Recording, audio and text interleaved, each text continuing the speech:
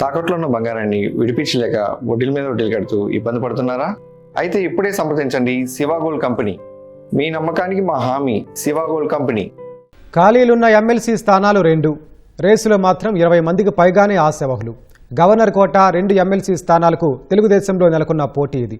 అభ్యర్థులను నేడో రేపో ప్రకటించాల్సి ఉన్నందున ఎవరికి దక్కుతాయో ఉత్కంఠ కొనసాగుతోంది. ప్రస్తుత మండలి డిప్యూటీ చైర్మన్ జాకియా ఖానం, మరో ఎమ్మెల్సీ పండుల రవీంద్రబాబుల పదవీ కాలం నేటితో ముగియనుంది. గవర్నర్ నామినేటెడ్ కోటాలో ఖాళీ అవుతున్న ఈ 2 స్థానాలకు అదృష్టం ఎవరికి దక్కుతుందోనని తెలుగుదేశం పార్టీలో చర్చ నడుస్తోంది. 2 ఖాళీల కోసం ఏకంగా 20 మందికి పైగా నేతలు పోటీ పడుతున్నారు. గతంలో సీట్లు త్యాగం చేసిన వారు, రాజ్యసభ ఛాన్స్ మిస్ అయిన సీనియర్లు అధినేత చంద్రబాబుని ఇప్పటికే పలుమార్లు ప్రసన్నం చేసుకుని వినతులు అందజేశారు. ఆశావహుల్లో ఉమ్మడి కృష్ణా జిల్లా నేతల జాబితా పెద్దగానే ఉంది. వర్ల రామయ్య, దేవినేని ఉమా, వంగవీటి రాధ, టీడీ జనార్దన్, గొట్టిపాటి రామకృష్ణ, బుద్ధా వెంకన్న ఇలా 6 మంది వరకు అదృష్టం పరీక్షించుకుంటున్నారు. చంద్రబాబు మార్క్ సామాజిక, ప్రాంతీయ సమీకరణాల క్లైమాక్స్ సస్పెన్స్ ఉత్కంఠ రేపుతోంది. ఇద్దరంటే ఇద్దరికే దక్కే ఆ లక్కీ సీట్ల రేసులో ఉమ్మడి కృష్ణా జిల్లా నుంచి ఒక్కరికైనా ఈసారి అవకాశం దక్కుతుందా అనే చర్చ జోరుగా సాగుతోంది. గోదావరి జిల్లాల నుంచి క్షత్రియ సామాజిక వర్గానికి చెందిన మంతెన సత్యనారాయణరాజు మరోసారి ఎమ్మెల్సీని ఆశిస్తున్నారు.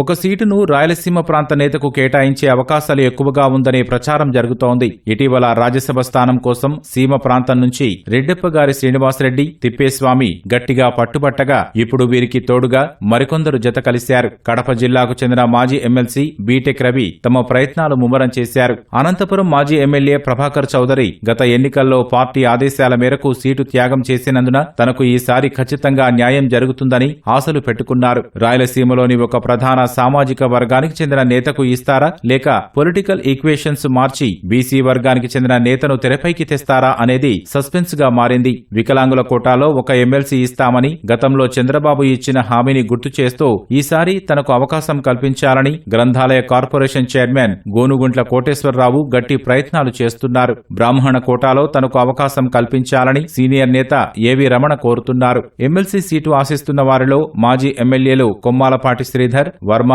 మంగళగిరి సీనియర్ నేత పోతినేని శ్రీనివాసరావు తదితరులు ఉన్నారు.